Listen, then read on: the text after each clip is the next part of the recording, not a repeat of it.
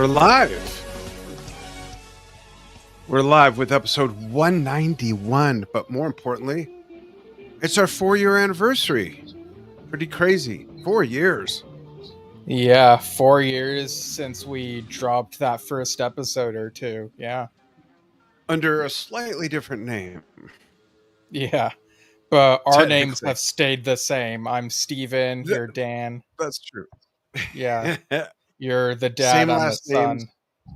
Yeah, same last names are related, as Steve just pointed out, and it's our 4-year anniversaries. But first, Steve has one bit of news, and then we'll get into these 4 years, and then a lot of other stuff. Right. So about a week ago on July 4th, Luis Jardim passed away on his 75th birthday. He was a percussionist, Portuguese percussionist, I believe. And he did percussion on the Fly From Here album and worked extensively with Trevor Horn. I'm just looking at his credits. He was involved with ABC's debut album, The Lexicon of Love. He's worked with Seal, Grace Jones's Slave to the Rhythm. And I see he was also involved in Welcome to the Pleasure Dome and Liverpool, which are both from Frankie Goes to Hollywood. And those are some of his credits that are connected to Trevor Horn. But he was also on the Asia albums Arena and Aura, which came out in 1996 and 2001. So yeah. So this was, he was involved in a lot of stuff from the looks of it. And Trevor Horn, he knows who he wants to work with. So having that association with Luis, he knew that, I imagine there was like a mutual respect there, having the talent to be on all those different things, You point out an interesting fact is that anyone, especially after Trevor's career really got going as a producer, anyone that then got to work with him in any capacity knew that they had a good chance of other doors opening up, either through Trevor or with Trevor. So that's interesting. And that's how, a lot of times when you're a good musician, you're a good player, you're good to work with, which is important. There's a sense of loyalty, camaraderie, and that's why people get called back to do things over and over. You saw Trevor play bass on Seal's tour, which had to be cool. Yeah, it was weird.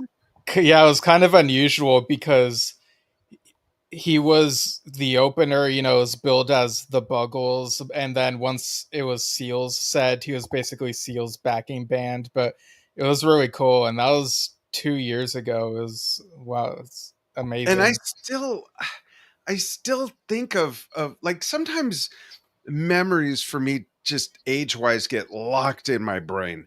And I still think of Trevor Horn as a young man, and I'm more than twice his age that he was when he joined Yes. And it's just weird to see him now all white hair. He still looks great and he sounds great, but it's like, oh yeah, these guys are older than I am.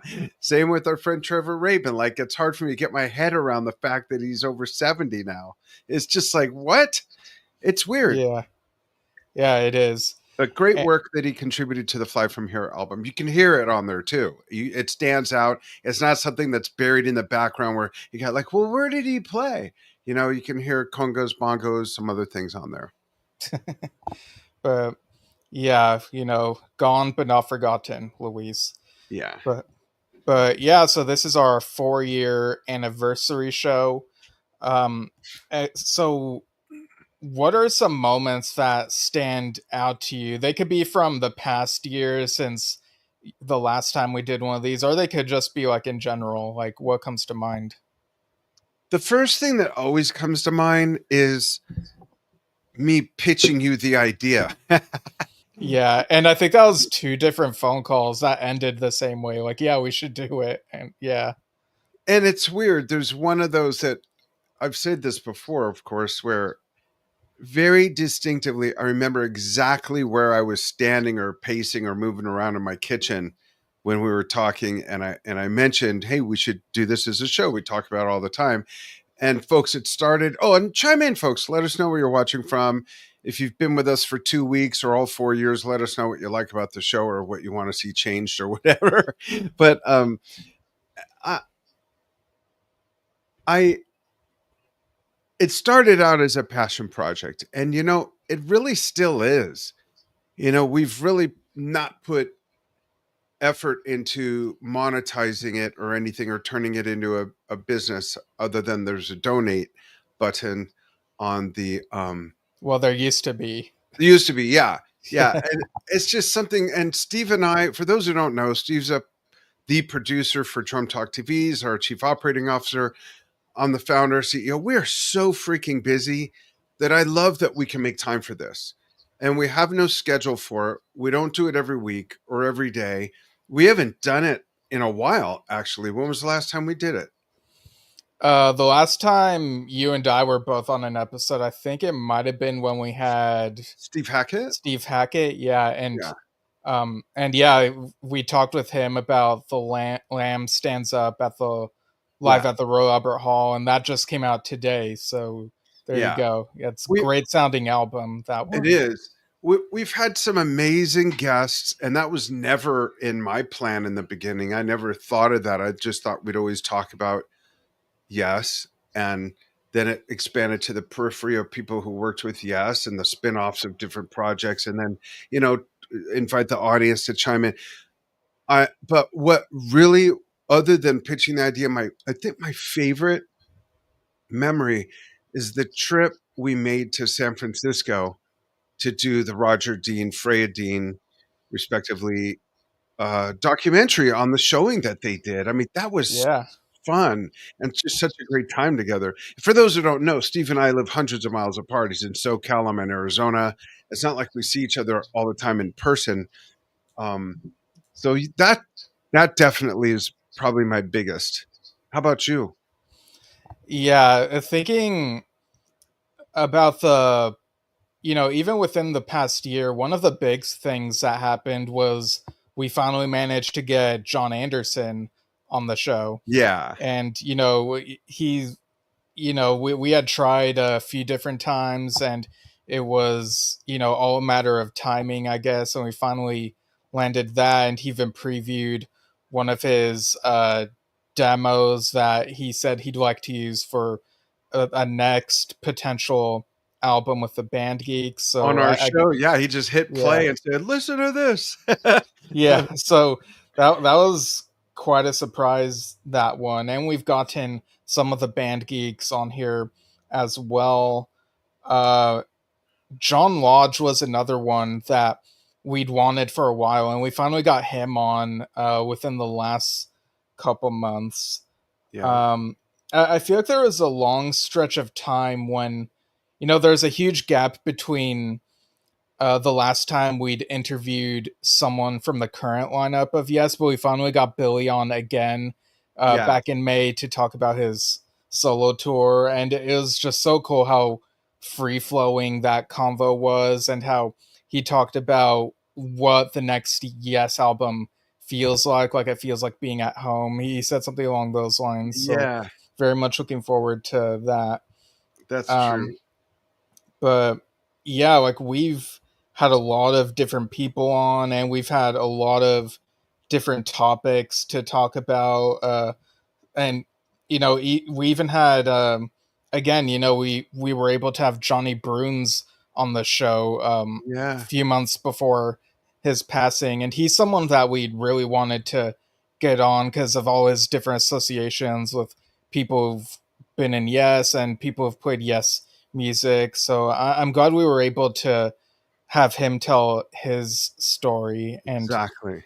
yeah, so there have been a lot of big moments for the show over the years, and it kind of, in my day-to-day life, I do like other things. I read, I write my own books, which I'm trying to get more back into that. I also do improv, but sometimes like I remind myself, like, oh yeah, we've had all these different people on this show. And sometimes I'll even watch videos on YouTube or a concert stream or something, and it'll take a moment to kick in before I'm like, oh wait, yeah, we've talked to that person. And it's such a weird thing, Yeah. you know? Steve Howe, Bill Bruford. It was Yeah. really cool seeing Adam Wakeman at the Black Sabbath and Ozzy big celebration because we had him on. We've had Oliver on. I mean, we've had a lot of really phenomenal musicians on multiple times, some of them. And that was, for me, that's, again, it's something I didn't foresee when we first started out doing this, but we figured, well, we're so used to doing it with Drum Talk TV, why not? And people started reaching out to us. So it's been great. It really has been a fun ride. And folks, Steve and I have not talked about, like, okay, year 4, what should we do moving forward that maybe is a little different, or rather that we're going to add into it. So you and I will have to maybe go on a little trip or something, a long weekend, and set up a temporary mad scientist laboratory of ideas and think about this stuff. That happened when we went to San Francisco. Do you remember that giant brain dump we Yeah, had? yeah. That was And fun. We should do that again. yeah, and we've used some of those ideas, and there's still a couple others that I still want to do. And we've sort of, for the last little while, kind of been taking in, like, you know, whenever we get emails about who's available, or we email people about, hey, is this person available? Like, we've kind of been basing our show schedule around that. But I think Yeah. a goal like that came to mind for me is I kind of want to get back to doing some topics where it's like, you know, like top 5 or top 10 type things. I know there's a couple we've had in Yeah. the pipeline, you know, get more Yeah. people who watch / listen to this involved in that sense. For sure. And Top yeah. 5 Alan White songs when he had long hair. Yeah, there you go.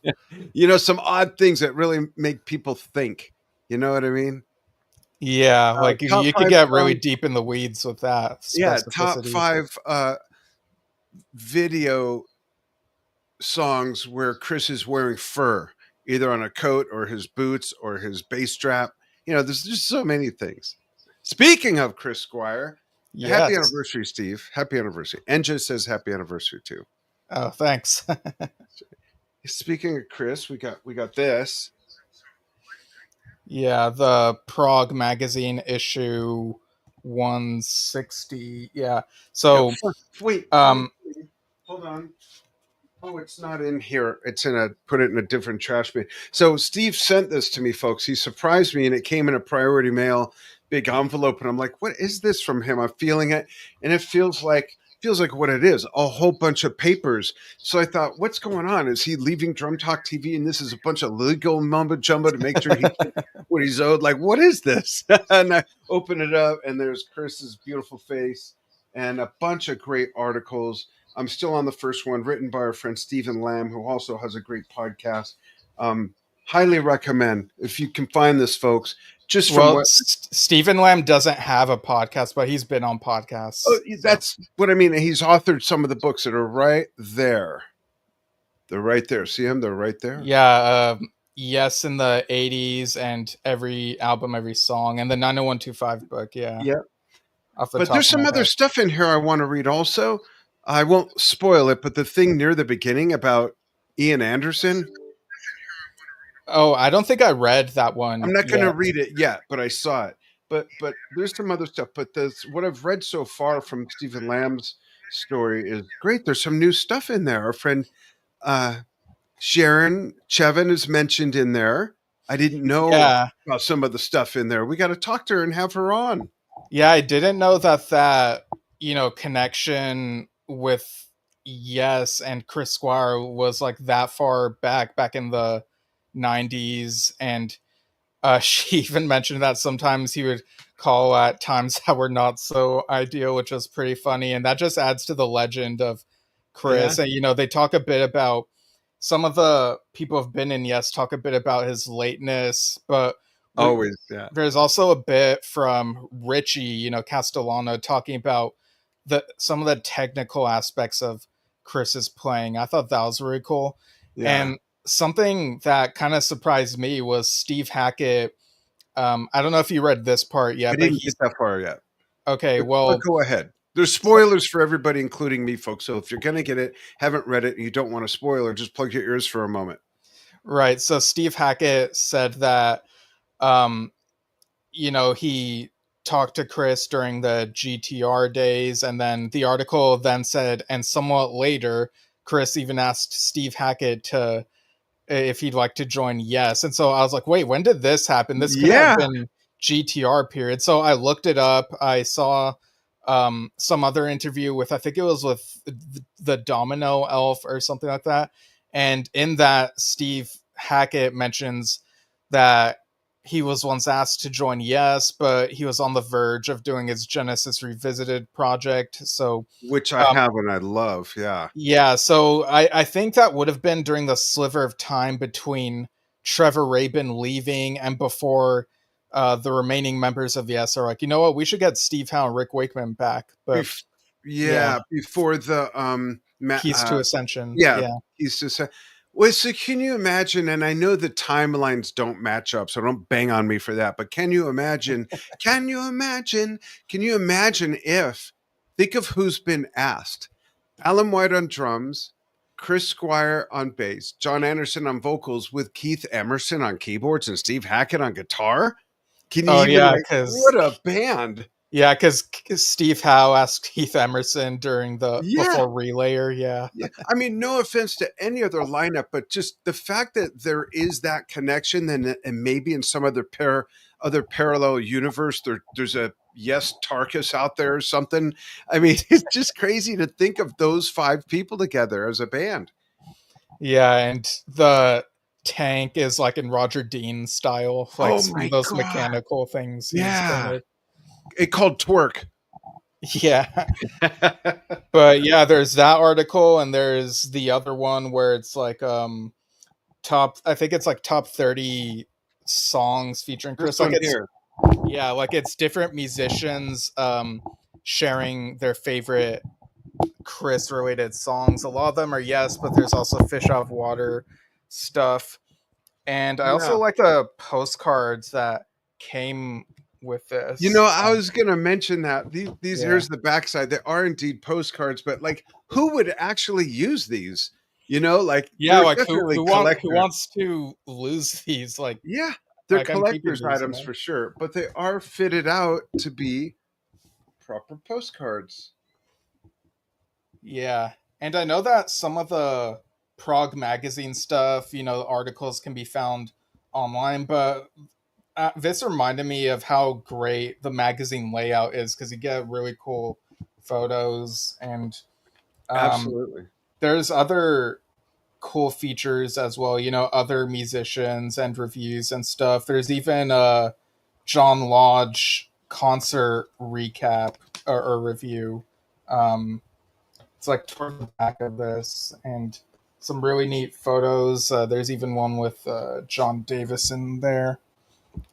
So Oh wow, yeah. it can happen. Reviewed by John Weathers of Gentle Giant. How cool is that? That's on Oh page yeah. 42. I didn't see that. Wow, there's some really neat stuff. I can't wait to Yeah. There's an Andy Summers and Robert Fripp article like about their collaboration. Steve Um, Hackett on cinema. Wow, this is great. And there's a whole article about Chester Thompson's new band that we talked to him about on yeah, Drum. Cosmic Cathedral. Yeah, awesome. Very cool stuff. Yeah.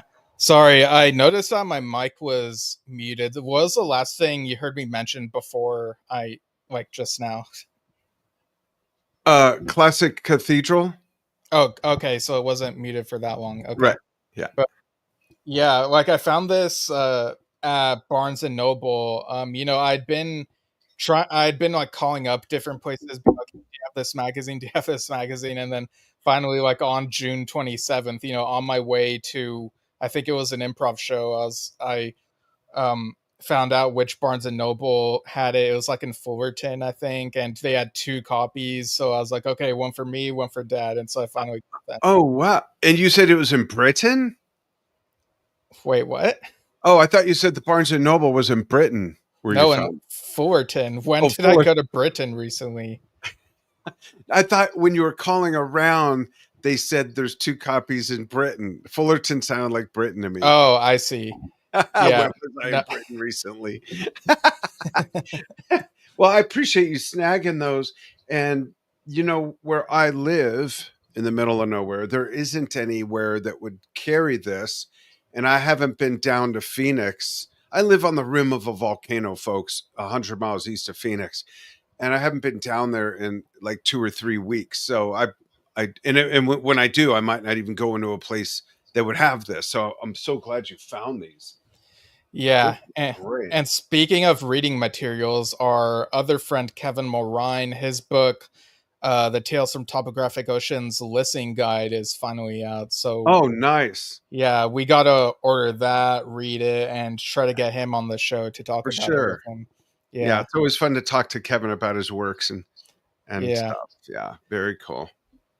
All right. So the next thing we have on here, we want to talk a little bit about the Masterworks tour. Yeah. So that was in 2000. It was a lineup of John Anderson, Steve Howe, Chris Squire, Alan White, and Igor Koroshev. Billy had left the band, I think a couple months prior to this, like in early 2000. And so they did this thing where I think they had a poll on yesworld.com and were like, which songs would you Yeah. want to see? And so that resulted in this epic set list that pretty much begins with. So they begin with Young Person's Guide to Orchestra, which, Yes have used sometimes when they're not using Firebird Suite, and ABWH has used that as well.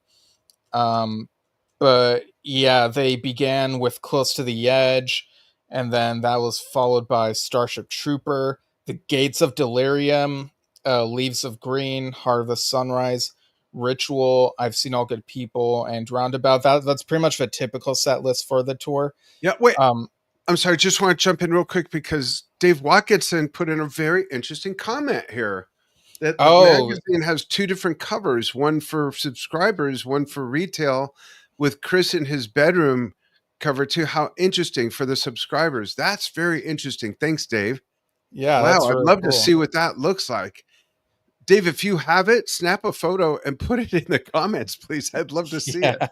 Yeah, right. Nice. But yeah, and so one of the concerts, I think it was in Homedale, New Jersey, that one was webcast, and people can find that on YouTube. But there's also this other one in like the Knob Theater, somewhere in Michigan, and that was on July 11th, 25 years ago. And at first I thought, oh, okay, so is this audience shot, multiple audience members? But then as it kept going, I was like, oh, this looks kind of maybe pro shot. Maybe it was an in-house thing. Like, I don't know if it was ever It's hard to broadcast, but tell.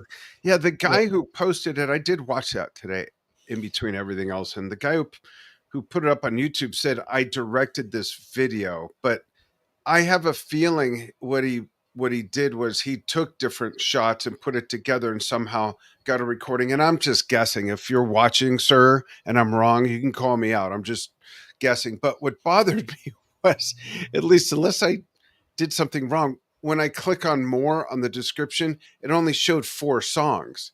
So from the outset, I'm like, cool. Oh, I see. Yeah, the description. But my take on it, visually, it's great.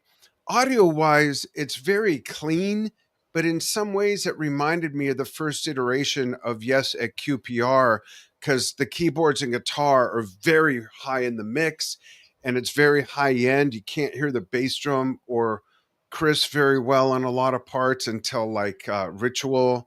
But having said that, the performance is great. That might be, I think, the tightest and cleanest maybe I've ever heard of the percussion solo section of Ritual when they're all playing together and you get Igor on the timbales, Yeah, Chris he on the plays some of timpani. the percussion Yeah, too. and it's Yeah. all just very, very tight. And you see Alan counting them into that part.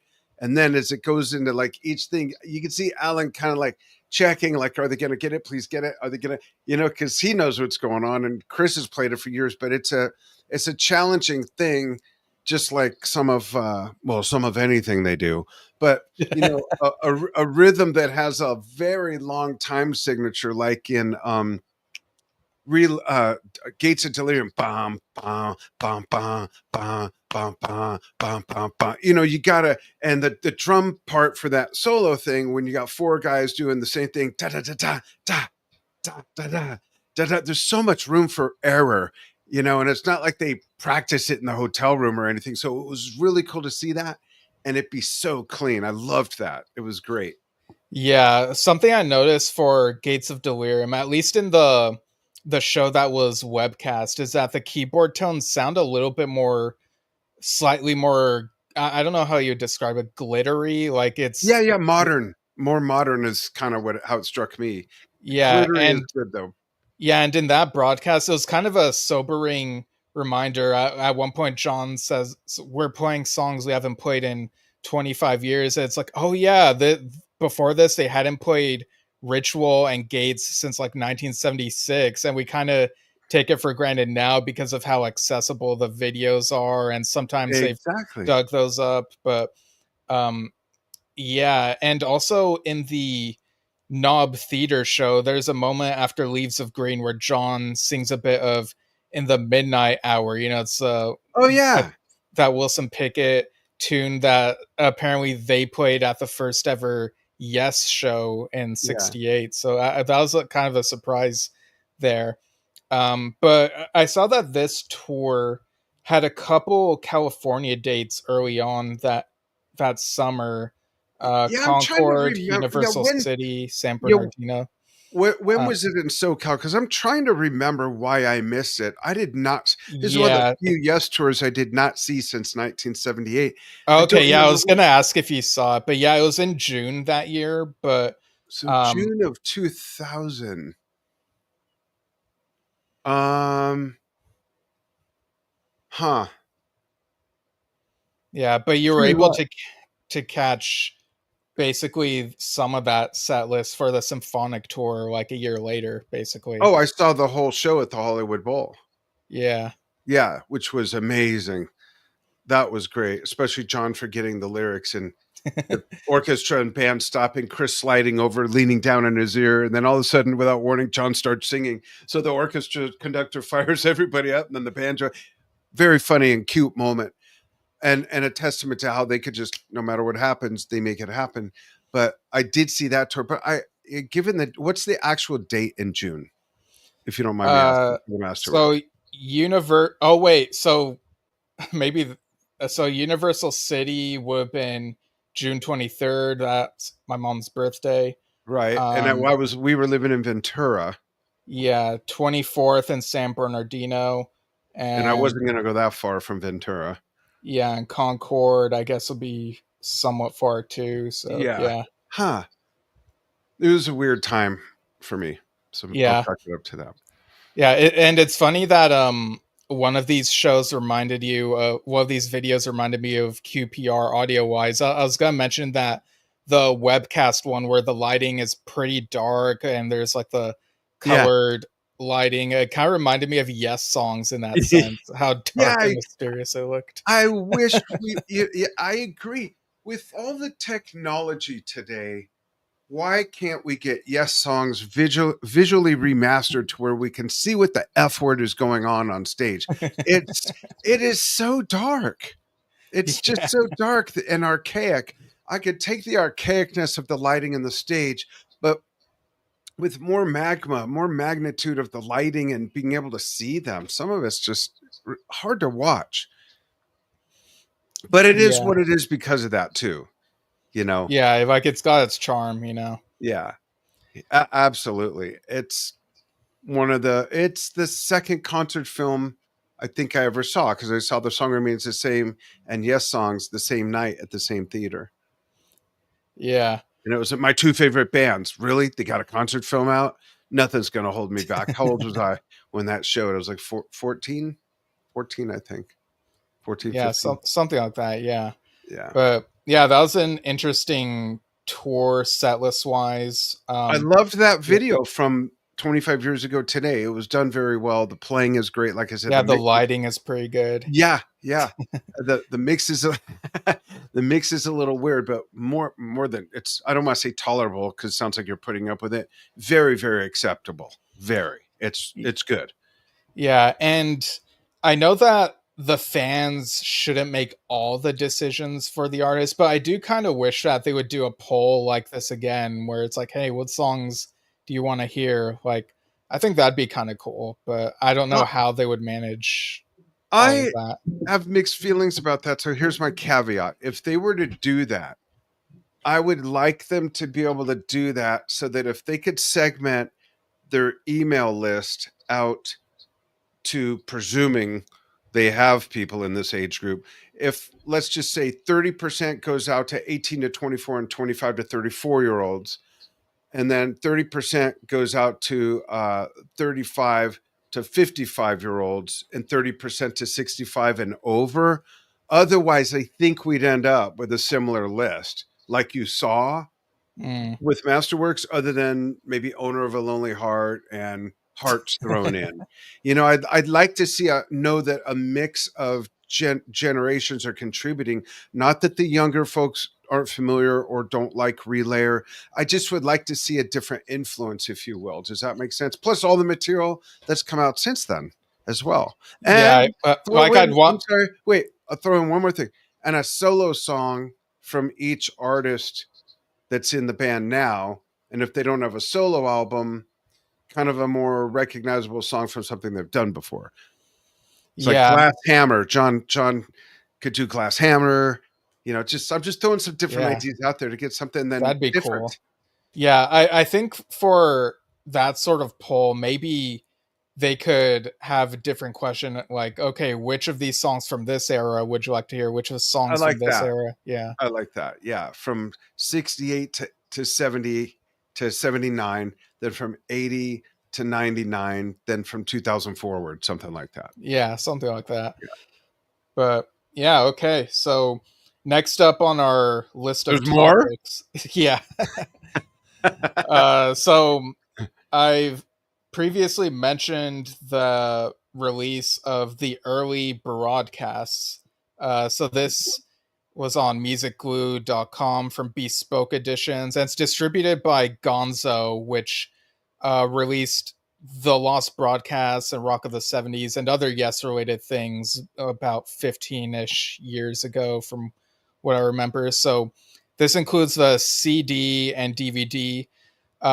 So this is a funny story, and Dad, like the cover has like the Yes Bubble logo with different background colors, like 9 boxes. And yeah, so it includes the Lost Broadcasts, the Hamill Hempstead 71 show, which is basically the Sounding Out documentary from the Fragile tour, and Rock of the 70s, which is the Time in the Word music video promos. But yeah, funny story with this release is the discs look like the DVD kind of looks like it might be like one of those recordable Yeah, DVDs. here's the CD. The DVD's in my player and my computer. It looks like I made this. Like, Yeah.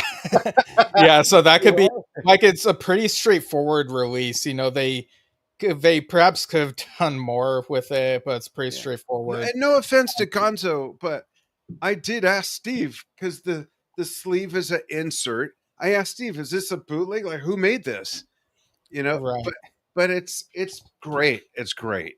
Yeah, like they've released it before and they're releasing it now. So Maybe it's um because it's called the early broadcast, so they did like a throwback version of how packaging's put together.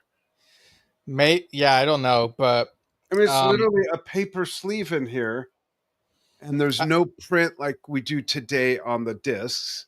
I Or just think it could have perhaps been like a financial thing, cost cutting thing. That's yeah, probably the likely like let's save explanation. 83% and But just but the so funny thing is the DVD doesn't play on my PlayStation 3 because I guess yeah. PlayStation 3s have a hard time reading those types of DVDs So I was like, oh, is this like a regional thing? But you were able to play on your DVD player, so it's like, okay, that solves that mystery. Yeah. But the CD, the track list is Wait, were you ever able to take it somewhere and watch it? um so my roommate's DVD players in storage, and it's like, what am I gonna do? Go up to a neighbor and be like, hey, can I use your DVD player for an hour and a half? Like, even though I don't know you. But That's yeah, fun. I'll figure something out, I guess. Okay. But I was able to listen to the CD, and the weird thing is, um, it doesn't include the final "No Opportunity Necessary" that's on the DVD. I guess maybe they felt it was kind of redundant since you have the Beat Club version on that. But yeah, it's basically the audio versions of the tracks that are on the DVD. But what's weird is the sounding out, like the 1971 tracks on the CD, is basically just like 10 to 20-second music excerpts because the broadcast was the DV was a documentary with interviews. So for the CD, Right. they cut out the interviews. It's basically like listening to one of those Amazon music samplers where you hear like 15 seconds of a track. It's like You're back to right. back. It's really weird. It's yeah. Are they So all mashed together? I don't recall. it kind of Like a feels like medley? a medley, but it's yeah, I don't know. It's just a really odd choice. Speaking of Um, which, when we get everything else off the list done, I have an update on my medley I'm doing for Miguel Bass for Play for Chris. okay, We'll talk about Play for Chris as well. yeah. Um, but yeah, the DVD, like the menu, like you showed me, oh, it has the like 3 boxes, so you get to choose between the Lost Broadcast, Right. Hemel Hempstead documentary, and Rock of the '70s. So I think that's a neat layout there. And even Um, that looks throwback. It looks yeah, like an old menu. Maybe what we need to do is you and I just have a watch party on Zoom. I'll share my screen and we'll crack a couple cocktails and just watch it. yeah. Take a sip every time. I don't know. There's a lyric that's like, wait, what does that mean? Which Yeah. could be very dangerous on listening to Get Yes. pretty jacked up at the end of it. But yeah, interesting stuff. Early Peter Banks, Tony Kaye, and Bill Bruford stuff. Really good Yeah, stuff. Yeah. Great quality recordings of that founding lineup, founding era. yeah. And the last couple of years, there have been a couple other early things that have resurfaced, but maybe there's like some rights involved there. So I don't know. But there's some stuff on I'm YouTube. People sure. can find it anyway. Yeah. Yeah. All right. So this next thing, I wanted to briefly talk about the because I know you did your review of the Ozzy Osbourne Black Sabbath farewell Yeah. concert, The which next day. Yeah. Next yeah, morning. it was cool seeing Adam Wakeman part of that concert. He played with them, and I think a couple other Yeah. He played acts. within one of the super groups. He played with Ozzy, couple other things. He was pretty busy. Yeah. It Yeah, was fun yeah. to see him This is finally. a pretty busy year for him. Yeah. Yeah. And we were able to, we watched the stream. You could even rent the stream for like up to 2 days after it's happened, which I kind of do wish they had expanded that window. When I previously watched the when I was previously able to rent the stream for that Beat concert I went to, there was like a 1 week period. I don't remember how long the John Wetton tribute concert period was, but I do think more than just a weekend would have been kind of nice because I was cramming Yeah. like 8 hours of watch time. I stayed up super late just so I could like watch this whole thing before the expiration date. But that being said, it was really cool. I'm not as super familiar with all these, metal bands, but Gojira sounded excellent. I want to check Yeah. out more of them. And, even being unfamiliar, I could tell like this is such a historical event and lots of people are getting a lot of mileage out of this, whether they're there or watching it from home. And it's Yeah. it's such a huge thing. It is. Um, and I did think it was kind of funny how it felt like they just all felt free to just drop f-bombs, I guess, because it's on the internet, it's on TV, and so Yeah, and I that's thought Ozzy anyways, you know? yeah, even in the commercials in between, when you'd see these videos from fans like saying how much Ozzy and Black Sabbath mean to them, like sometimes there are f bombs there, so Yeah. it was pretty casual, and it was overall like the angles, the camera shots, Oh, that was great work. yeah, and they really did a great job documenting that visually. Yeah, Yeah. Audio was great. yeah. All right. What else was I gonna say about oh, Adam, yeah. When he started playing Mr. Crowley, which Don Airy did the original keyboards on, and I saw Don Airy with Ozzy on that tour in 1982, 81 to 82 New Year's Eve. He just sounded so good. The respect he gave to the original sounds and everything were right there. It sounded amazing. Yeah, So that was fun. Rick right. Wakeman, speaking of Wakemans, or is it Yeah, Wakeman? yeah. So so Rick had to postpone a bit. So I'm just gonna try to skim. Yeah, because he said apologies for the. So as many of you will have read, I'm awaiting surgery, and so a few things had to go by the wayside, and the House of Lords was regrettably one of them. And sadly, the Strictly Wakeman tour has been postponed, not canceled, until next March. And for this, I will also have keyboards as well as a grand piano and Haley, of course. Um, so I believe this might have to do with his arthritis, surgery related to that. Hmm.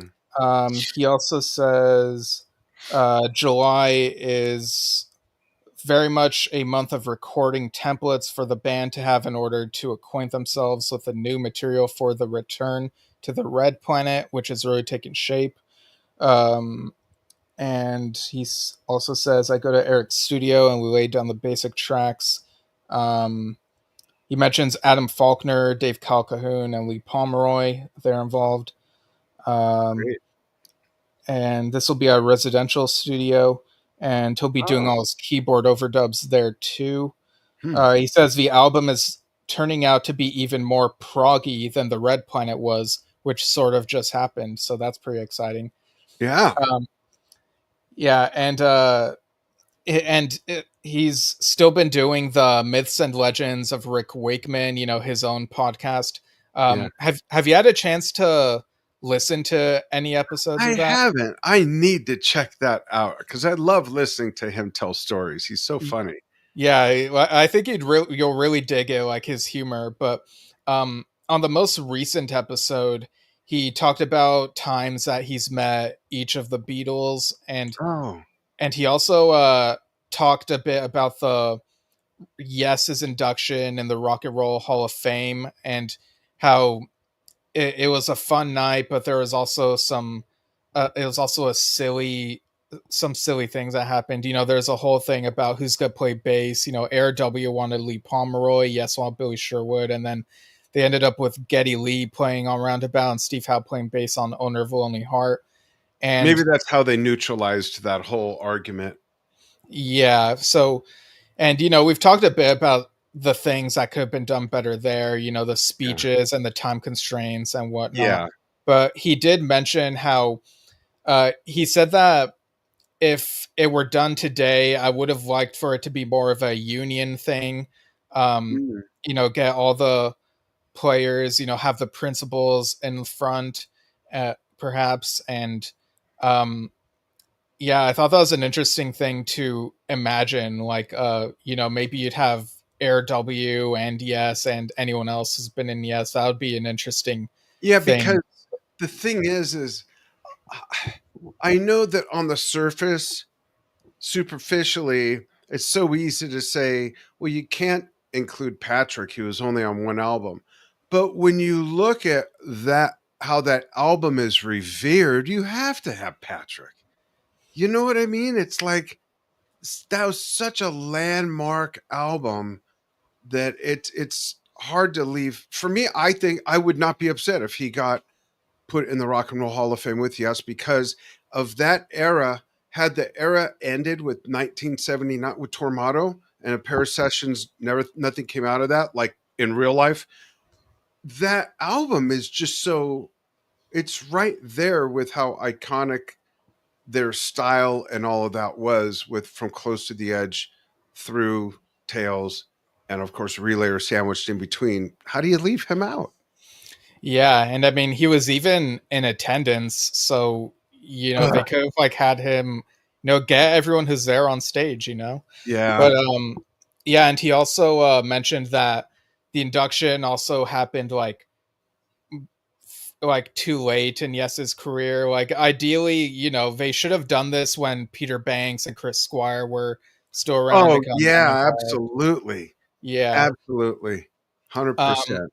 and he did mention that even though they're even though today there is friction between certain members, like things seem to be a bit more friendly than people might, like he mentions how he's good friends with Martin Darville, who is part of Yes's management, and of course Brian Mm. Lane manages Rick Wakeman and managed ARW, and Rick also mentioned the time when a couple years ago he lost some equipment and Jeff Downs offered to lend him some of his I remember that. equipment. Yeah, so like it's clear that there was some friction during that time when ARW was around, but I think in the last few years things have mellowed out in some respects. Yeah. No, absolutely. I'll have Uh, to check out the podcast for sure. yeah, Um, I think I'll love it. Yeah, yeah. And then so Yes has the upcoming Fragile tour. yeah, we Talk, haven't gotten your thoughts on that on the show yet. yeah.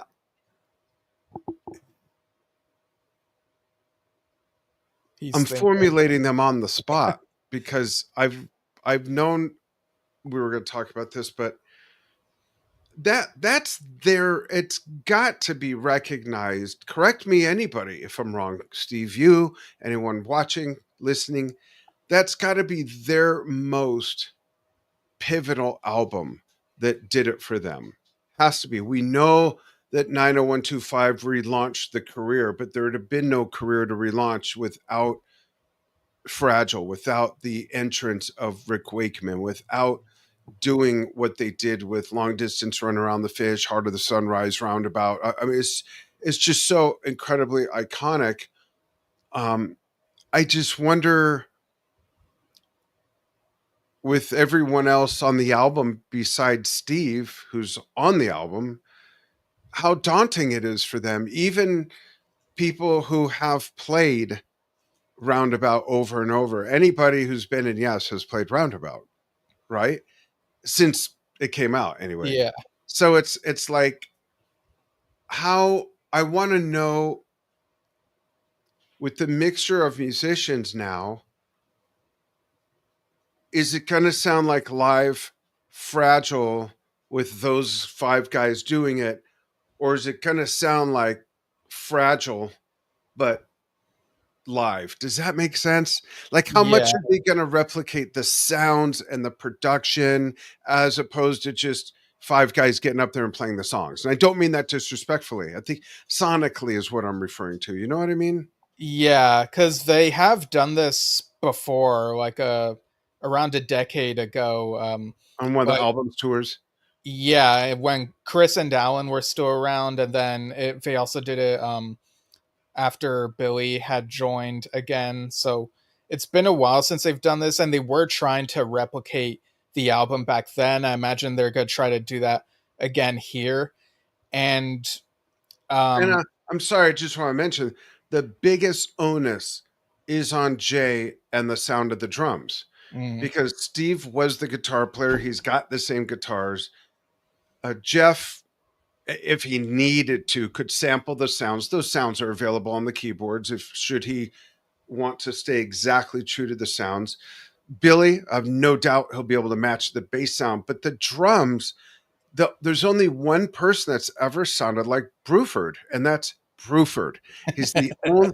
Really, he's the Yeah, only yeah, drummer that no other drummer. There's so many amazing drummers that so many amazing other drummers emulated the sound, and there's so many people who followed in John Bonham's sonic footsteps, Neil Peart's sonic footsteps, Phil Collins' sonic. They're recognizable, but Bill Bruford, he's got to make his drums sound like Bill Bruford.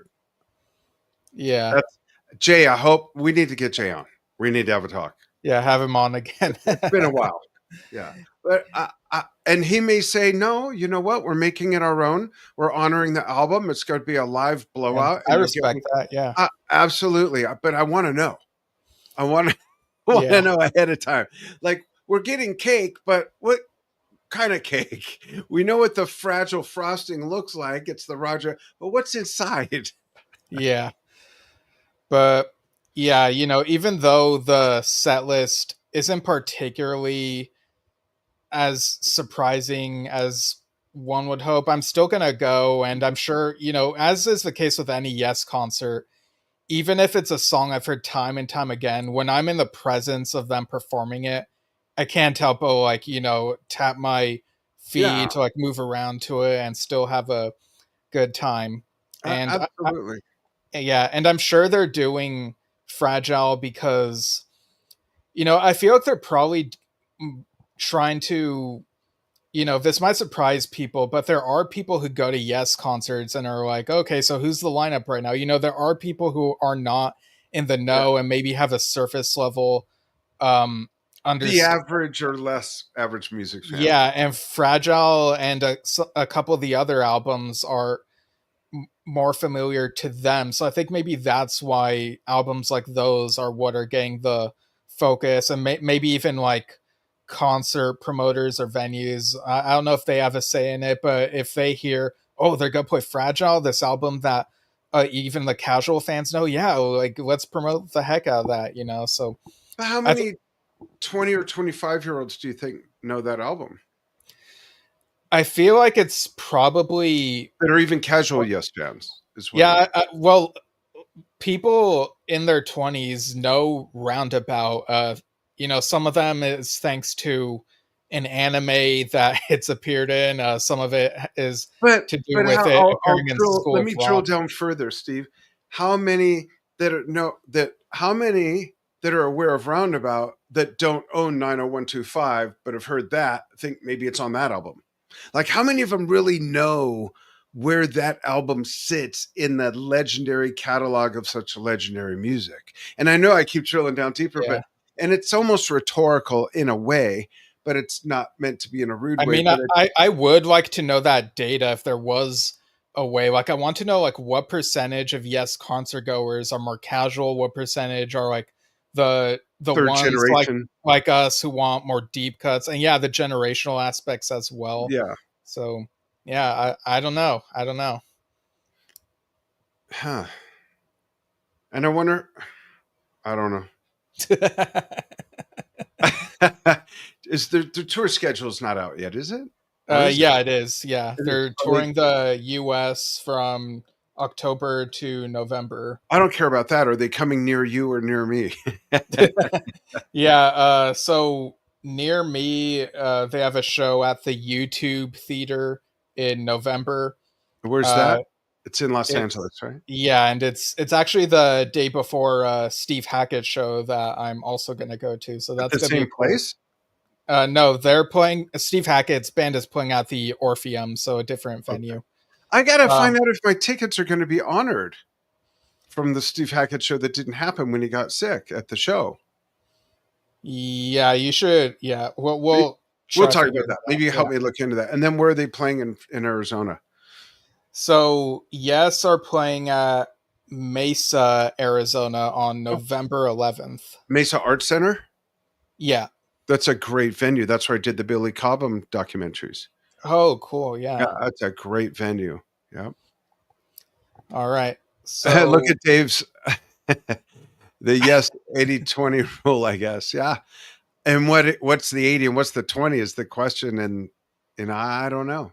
maybe he's saying 80 is casual and 20 is the deep cut people. Yeah. I don't know. Or the awareness level. Yeah. Yeah. Same thing. Right. Huh. But so another thing that I've talked about one of these news decks that I haven't like talked with you about is, the current Asia lineup, Jeff Downs, Harry Whitley, John Mitchell, and Virgil Donati are now signed onto Frontiers Music. Asia was on Frontiers for a while and they're with them Yeah. again. And they announced that they're going to have an album out next year. So what are your thoughts on this? I'm very curious. Um, label wise, I I'm just indifferent to tell you the truth. I'm more interested in hearing what comes out of that musically. Mm, Harry, great musician. All of them are, of course. Virgil Donati on drums. That's someone that to fill Carl Palmer's shoes with that older stuff. Even if someone were to put a ELP tribute together and Virgil was on drums, I'd be totally fine with that if it wasn't me. mm. Virgil's just such a great drummer. So I'm real curious to see what comes out of that. Yeah. Like, regardless of, um, it's been forever since the last Asia album, and that was, Yeah. when we still had John Wetton. But these guys, like, they're still like really skilled musicians, and so I'm curious to hear new music from either of them. And if it's an Asia album, like, I'm all for it. Yeah. Will it call back to the sounds of the first or second album? There's all that mystery that comes with it, especially with the Mm. long gap, because there's not been a Yeah. smooth, continual evolution of the music. Yeah, I guess because for fans, depending on the fan, there might be the expectation of like, okay, it's called Asia. Is it going to sound like the Asia that I knew or the Asia that these other fans knew, like different time period or whatever? So Right. it could be kind of a wild card in a way, but I It think is. that still excites me because it's like, okay, what is Asia now? Yeah. Yeah. Yeah, and I But also hope kudos. hope to see like a concert film release now that they're on this label at some point. That's not a bad idea. I like that. And I was going to say kudos to Jeff Downs for still carrying that torch. Yeah, and Dave chimes in again saying Asia have a real chance to nail a new album. The time is right, uplifting music and memorable. Yeah. All right, so we'll see what comes of that. And speaking of new music, so there was a bit of reporting about potential new King Crimson music, but just today there's actually a bit of clarification from Oh, King yeah. Crimson King Crimson manager David Singleton. So I'll go ahead and read his statement verbatim. So addressing the idea of some form of studio recording by the last incarnation of King Crimson, Bill Riflin posed the question, why make a studio album? There are excellent live recordings of all the songs out already. One possible answer would be an album, the very sound of which no one has ever heard before. A sound driven by the three drummers, and those drummers have now recorded studio versions of their parts separately so that there is a perfect separation. So there is the seed of a new recording. Whether it is an album, whether it sees the light of day, whether it is something else is unknown, as is the outcome of any creative process. So yes, recordings have taken place. Getting excited about the possibility of a new album, as has apparently been happening, is somewhat premature. Carts before horses. So this is in response to some reporting that's been going on about this Jack Schick. He was the second guitarist in the most recent King Crimson lineup, and he was promoting his new solo album recently. There's even a feature on it in the Prog magazine. But Yeah, I saw um, that. yeah, so he had been talking about like new King Crimson recording going on, and the interviewer, this was in Goldmine magazine, the interviewer asked if it was with the most recent lineup, and he said yeah. So um, and that lineup would include him, Robert Fripp, Tony Levin, Jeremy Stacy, Mel Collins, Pat Mastelotto, and Gavin Harrison. if it is the most recent lineup. So um, all the reporting has been based on that comment, but the King Crimson manager has said, don't get too excited just yet. This is just like the seed of a possibility of something new. I guess like we don't know. I guess the takeaway is we don't know for sure if there is like a new studio album. There's just some Right. stuff going on, and Yeah. speaking from personal experience, we, going back to ARW, there was that talk of possible new music, and then there was only like that one track on the radio. So with King Crimson, new music would be cool. Like it's been a long time I'd since welcome their that. yeah, like it's been a long time since their last album, but I'm keeping my expectations in check in light of all this. Like Yeah. there might be some noodling around, but we don't. It sounds like there haven't been like any album deals or any dots signed or whatever, like They're any kind of, yeah, papers. there isn't really enough for us to even make an assumption about. That's my take on it.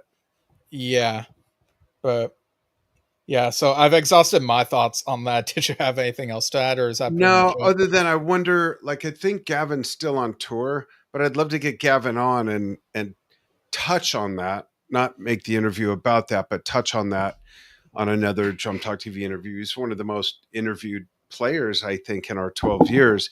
It'd be nice to see if he could say anything about it. And we've never had Paul on. I'd love to get Paul. Yeah, So we'll get on that. yeah. We'll look into that. All right. So I think it's pretty much time to wind things down. So uh, in terms of what's coming up for Yesshift, tonight I'm actually seeing Project, so they'll be playing some prog That's rock cool.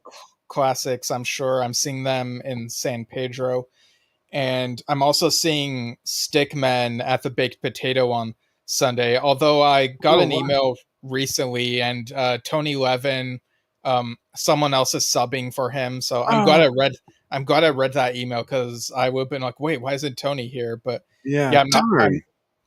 But I'm not sure if it's to do with scheduling or what. But I've seen Tony in concert with Peter Gabriel and with Beat, but um, yeah, so I don't know. I'll still watch the show, and I like the Baked Potato venue. This will be my second time going That's there, cool. so I'll I'll review both those shows. I don't know yet if it'll be in one broadcast or if it'll be two separate ones. I've got kind of a busy weekend. I'm seeing the new Superman movie with a friend, and some other things going on. Cool. Um, I'll also go live on the 15th at noon Pacific to talk about my vinyl copy of Yes's debut album, and that'll be on Peter Banks's birthday, so that'll be very fitting. And then on the 17th, we're interviewing Gordon Giltrap, guitarist who's worked with Rick Wakeman and Oliver Wakeman. That'll be at noon Pacific. And the 19th, you have a business thing going on, as it turns out. So I'll be interviewing Craig Maher of XOX Xeno, which has a new album out called Luminous Voyage, and that album includes Patrick Moraz, Billy Sherwood, Jay Shellen. It's a really cool listen. So that'll be the 19th at noon Pacific. And then on the 23rd, we are having our Time and a Word anniversary celebration. It's a day early, but it works well with our schedule. Time and a Word on the 23rd. That's an easy way to remember. And it's at, uh, let me just look at the calendar. I know we put down the time for that. That'll be okay. Yeah, that'll also be at noon Pacific. So yeah, and we've got other stuff coming up in August as well, but we'll leave it at that. And yeah, very excited to see what this next year of the show brings. Yeah, we will work on some ideas and pull out some previous ideas that we brainstormed a couple years ago, and they're still valid, and do some of the ones maybe that we even spit out here on this episode. But those of you who are new, thanks. Those of you who go way back, I don't know if anyone goes way back with us, if anyone's put up with us for that long, but for however long you've put up with us, And if hopefully enjoyed the show, we thank you very, very much. More to come. So thanks, everybody.